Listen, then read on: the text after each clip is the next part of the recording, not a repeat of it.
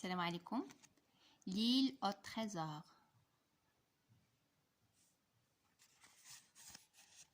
Le titre, le coffre. Je me rappelle le conseil du capitaine. Sauter sur un cheval et aller chercher le docteur Livesey. Mais je n'ose pas laisser ma mère seule. Dans la grande salle, il y a le corps du capitaine. Et dans la nuit, près de nous, ce terrible aveugle qui entend et qui se prépare. D'autre part, ma mère est décidée à ne pas perdre l'argent que le capitaine lui doit.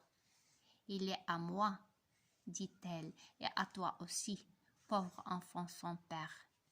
Il faut ouvrir ce coffre, même si nous devons en mourir. Je réponds qu'il faut d'abord prévenir nos amis. Et nous partons à pied dans le brouillard pour le village. Nous arrivons au moment où la nuit tombe. Je n'ai moi jamais entendu parler du capitaine Flint, mais tous les villageois connaissent ce nom. Et quand je leur parle de lui, personne ne veut retourner avec nous à l'hôtel de la mer.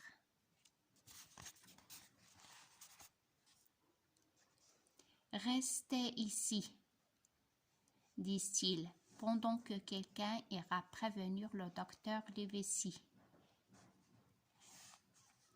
Eh bien, répond ma mère, si aucun de vous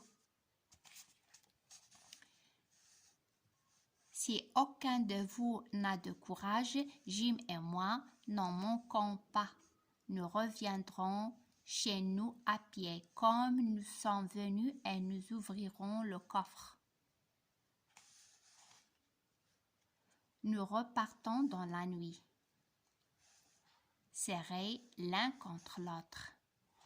Sous la pluie, je tremble de peur.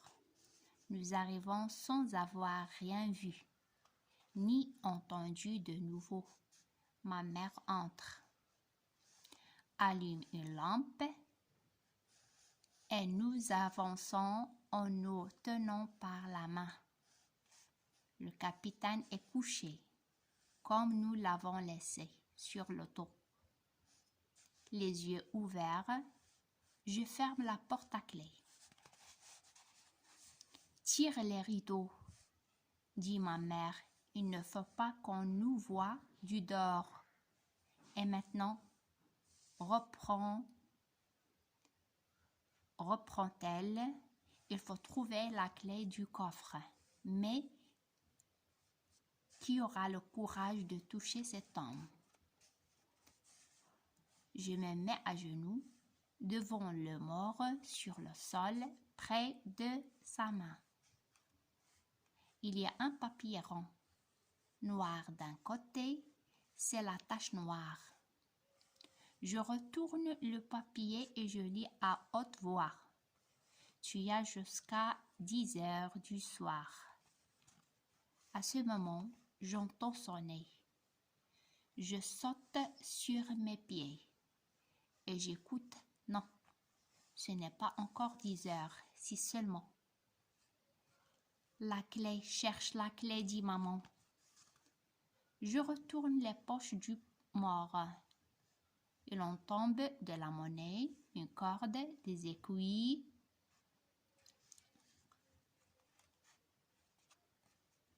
La clé, cherche la clé, dit ma mère. Je retourne les poches du mort. Il en tombe de la monnaie, une corde, des aiguilles et le couteau. Regarde autour de cou.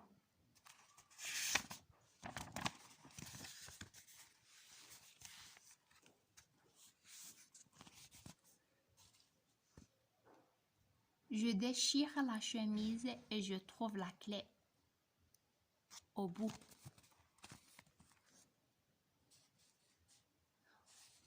Au bout d'une ficelle sale. Je coupe la ficelle, je tends la clé à ma mère. Elle la prend sans rien dire, monte les escaliers et entre dans la petite chambre du capitaine. Le coffre est là, tout usé, mais solide.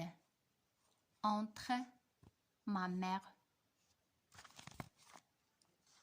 Encore, ma mère l'ouvre. Sur le dessus, il y a des beaux habits. Dessous, nous trouvons un verre et une assiette en argent. Une vieille montre.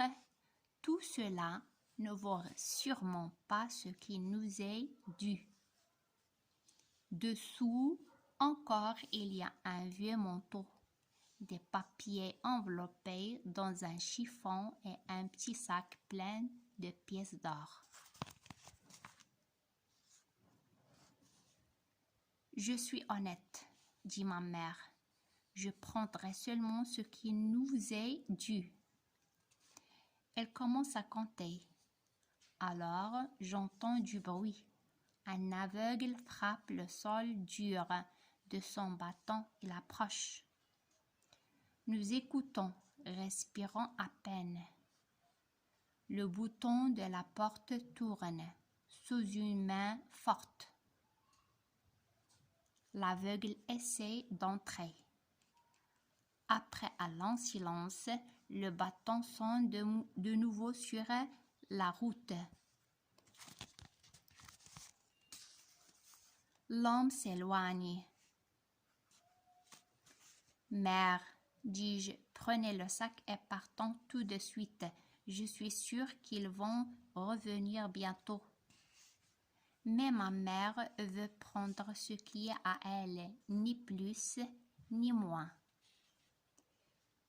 Il n'est même pas encore 7 heures, dit-elle, et à ce moment, un cri vient du sommet de la colline. Ma mère se lève et dit: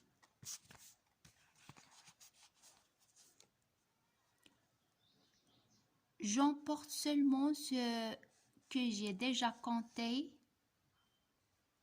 J'ajoute: moi, je prends les papiers pour faire le compte. Nous laissons la lampe dans la chambre et sans parler, nous descendons aussi vite que nous pouvons les escaliers.